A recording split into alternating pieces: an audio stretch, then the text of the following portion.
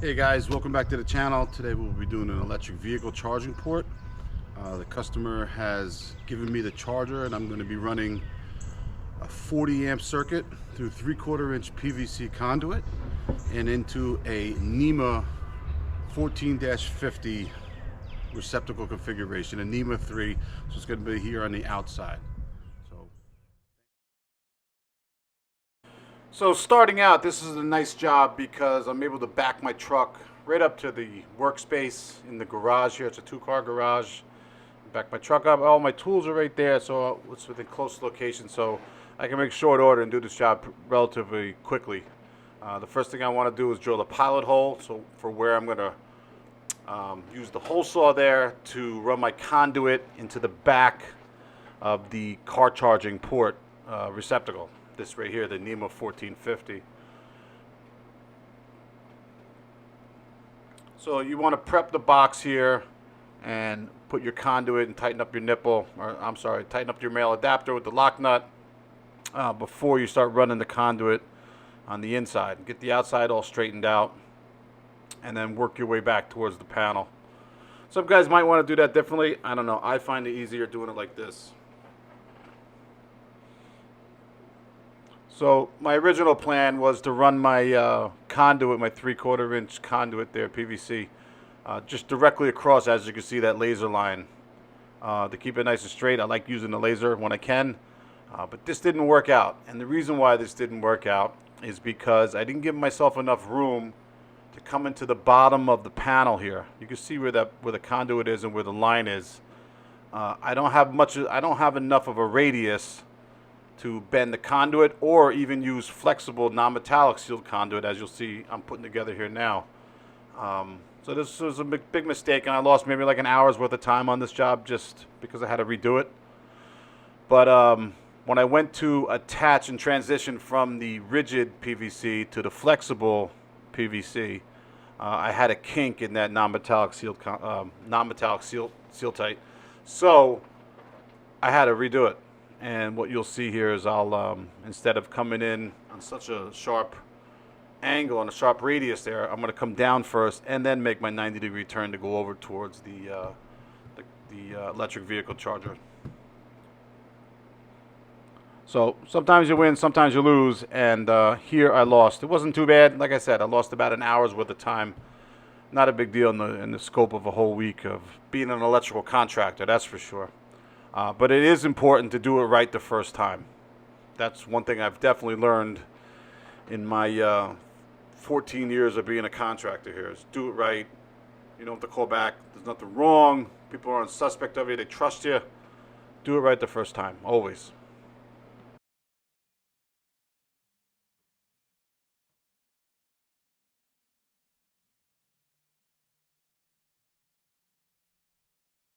So here I'm still gonna be able to use the LB that I glued into the conduit here. I'm just going to add a couple of couplings right now. I know some guys might frown upon that. Not a big deal though to me. So that green box in that lower right hand corner there, you know, that's my PVC heater. And so I like to heat up the conduit when I can to avoid buying prefab parts to attach the PVC together. It's okay. I'm not saying there's anything wrong with that, especially underground. I just think it's easier and less expensive for me as a contractor to bend my own conduit. And so here I'm just matching pieces together, and I'll glue it together, and then eventually I'll put a 2-hole PVC strap and attach it to the sheetrock wall.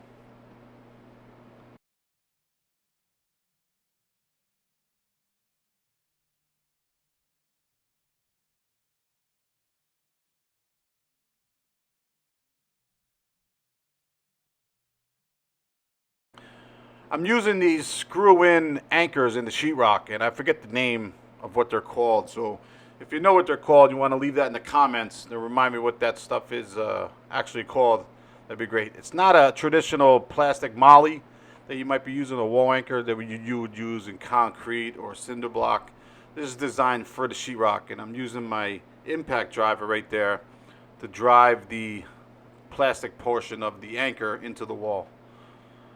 And then I'll come back with a couple screws and a 2-hole strap and secure the conduit to the wall within 1 foot of that LB at the top there. That's what the code requires.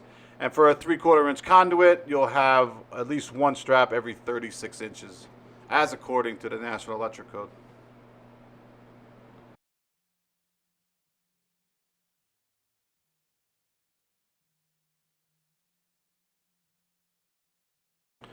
I was able to locate the wall studs with my Franklin Sensors stud finder, and so I'm able to drive in some 2-inch screws right into the stud to secure this conduit at the base of the or near the floor here. That's all sheetrock, but the straps go through, obviously go through the wall studs here.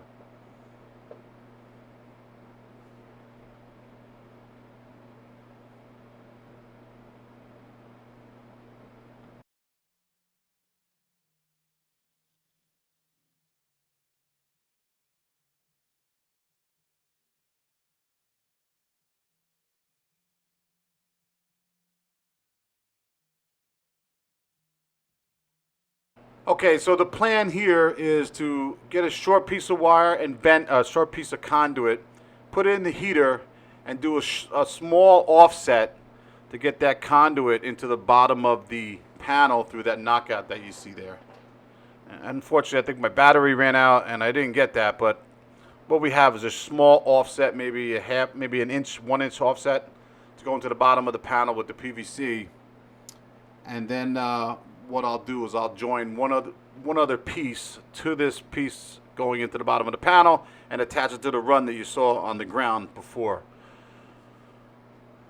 And the reason why I like to do it like this is I don't have to worry about getting out a tape measure and measuring things.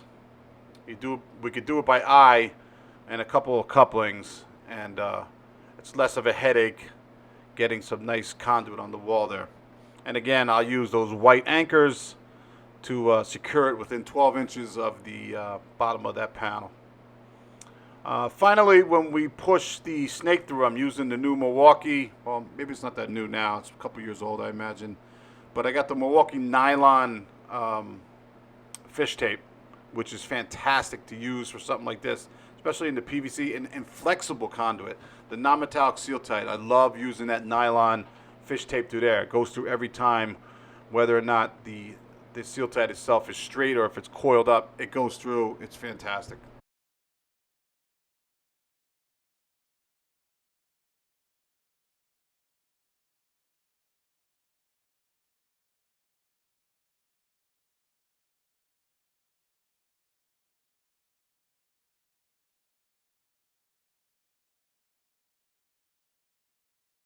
So the particular charger that they're going to hook up to this receptacle calls for a maximum load of 32 amps.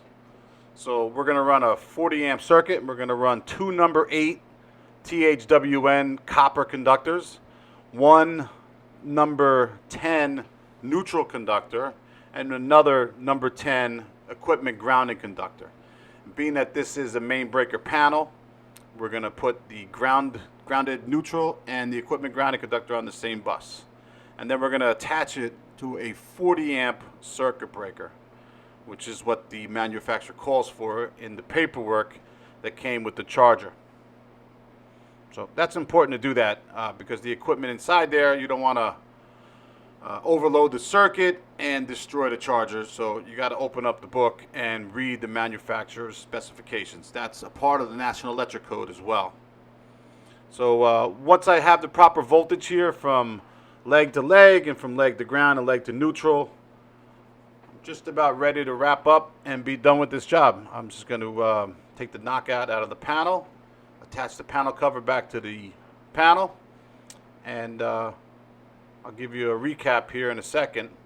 Oh, but don't forget to label the new circuit that you put in as well. That's also a National Electric Code requirement. So I hope you guys really like this video and you'll hit the like button. And if you would like, I'd also appreciate if you could hit the subscribe button and so you can see all of our videos. Until next time, thanks for watching, and we'll see you later. Thank you.